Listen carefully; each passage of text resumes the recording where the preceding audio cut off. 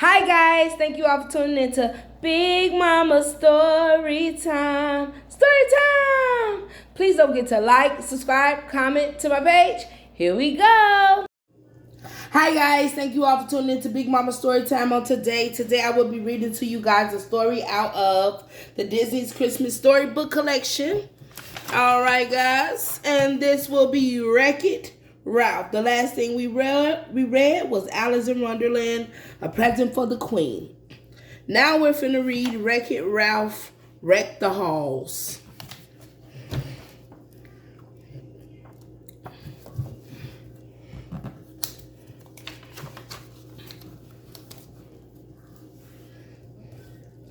Vanellope von Schweetz, president of Sugar Rush, lay down in a drift of powdered sugar. "Ralph, watch this," she called to her friend. Ralph was visiting from his own video game, Fix-It Flex Jr. Vanellope moved her arms and legs quickly through the fluffy powder. Then she sprang to her feet. "Ta-da! A sugar angel," she exclaimed proudly. Ralph smiled weakly. "Oh yeah," he said. "Nice one." Vanellope could tell something was bothering Ralph. "Hey, shouldn't you be Mr. Holly Jolly? It's only a few days until Christmas, your first real Christmas." Christmas time was usually pretty lonely for video game bad guys like Ralph. But ever since Ralph had saved his game from being unplugged, the Nicelanders had realized what a good guy their bad guy was. This year, for the first time ever, they had even invited Ralph to their holiday party. Well, that's fun. That's nice. "It was great to go to the Nicelanders party," Ralph told Vanellope. "But you know what? The whole time I was there, I couldn't stop thinking about the bad guys and all the other games. Their Christmases will be just as lonely as ever."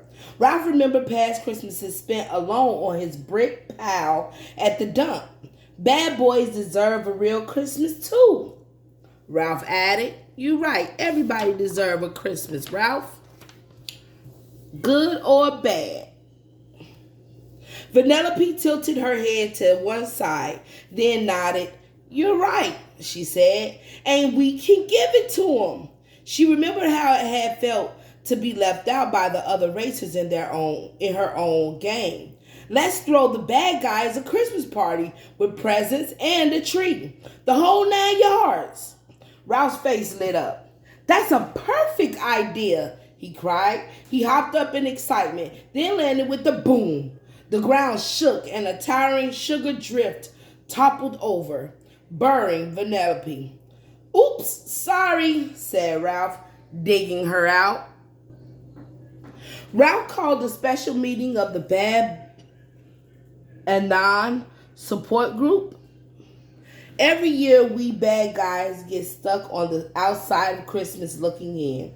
Well, this year everything is going to be different." Ralph told them all about how wonderful Christmas could be, with decorations, presents, songs, and parties. Everyone got really excited. Ralph's Christmas sounded like so much fun.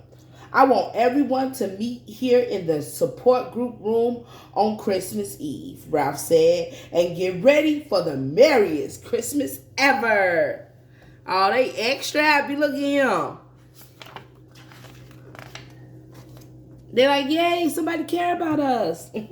Then Ralph and Vanellope got busy making a special gift for each bad guy. They planned something for everyone, including a new fireproof cape for Satin. I'm gonna say sateen, y'all. 8 cozy mittens for Cycloptopus, and a jar of extra sticky taffy for Zombie, who was always looking for something to help reattach his arms. "And now for the tree," Vanellope declared. "It just isn't Christmas without a candy-covered tree." They found a perfect lollipop tree in Lolly Sticks Forest and cut it down. Then they strung it with popcorn garlands and hung candy canes from its branches. A glistening rock candy star twinkled on top. "Not bad," Vanellope said, stepping back to admire it. Ralph agreed. It didn't exactly look like a nice Landers Christmas tree, but he knew the bad guys would love it. The presents were ready, the tree was ready, but with just one day left until Christmas Eve, Ralph was worried about something. How are we going to carry all this to the support group room? Vanellope wrinkled her nose as she thought it over. Then her eyes widened. The same way Santa does it, she replied, in a sleigh. Vanellope dragged Ralph across Sugar Rush to the Cart Bakery. There they could use all the sugar frosting and candy they needed to create the perfect Christmas cart. Has anyone ever made a sleigh here before? Ralph asked. I doubt it, Vanellope said as she fiddled with the controls. But there's a first time for everything.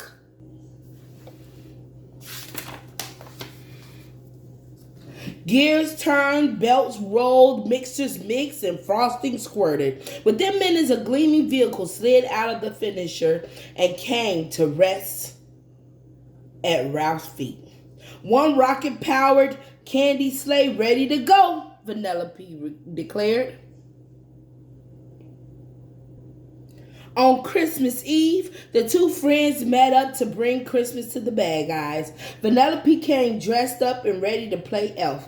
I didn't have a hat in size freakishly large, so I made you this. She tossed Ralph an empty sugar sack tied with a red bow on the side.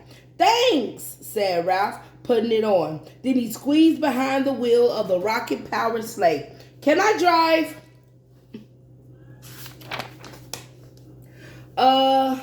How about I get us off the ground? Vanellope replied. She shooed Ralph into the passenger seat. You can turn on the rockets once we get going.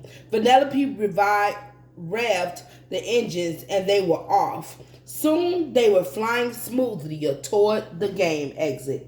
Okay, let's get this thing moving, Ralph called out, reaching for the left and right rocket switches. He flipped them both, but his powerful grip snapped one of the tiny rocket switches like a toothpick. Only one rocket turned on and the sleigh spun out of control. Vanellope tried to regain control of the runaway sleigh. First they zoomed left, then they zipped right. But no matter what Vanellope did, it was no use. The rocket spiraled lower and lower until gloop. It came to a lurching stop in the middle of a great caramel lake. Ralph and Vanellope managed to swim to shore, but the sleigh and all the presents were ruined. Ralph watched sadly as everything they had worked on sank beneath the caramel lake. Oh no, he moaned. Empty-handed and covered in caramel, Ralph and Vanellope made their way to the support group room. Ralph hesitated outside the door. What are we going to tell the guys? I've wrecked their Christmas. For once, Vanellope didn't have a snappy comeback. She knew the crash had been an accident, but she was still sad they wouldn't be able to have a Christmas party. Time to face the music, big guy, she said, shaking her head. But when they opened the door, the friends' jaws dropped. The room was completely decked out, and the party was well underway. The bad guys greeted them with a big cheer.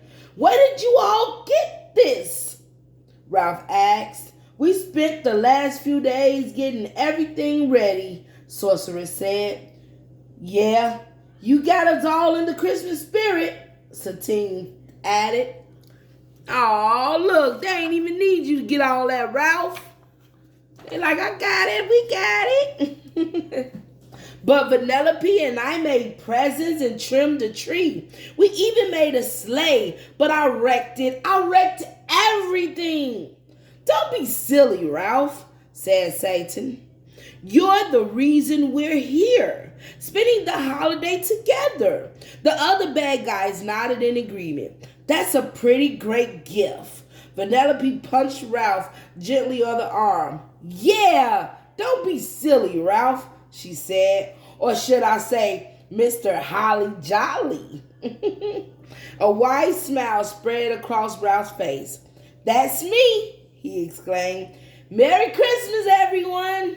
And as they all celebrated late into the night, it truly was the merriest Christmas any of them had ever had. All right, guys. That is the end of Ralph Wrecks the Internet, Wreck the Halls. All right, guys. Thank you all for tuning into Big Mama Storytime. Please don't forget to like, subscribe, share this page, this video, if you haven't done so already. All right, guys. Thank you all for tuning in, and thank you all for being such wonderful subscribers. All right, and supporters. I thank you all. Bye.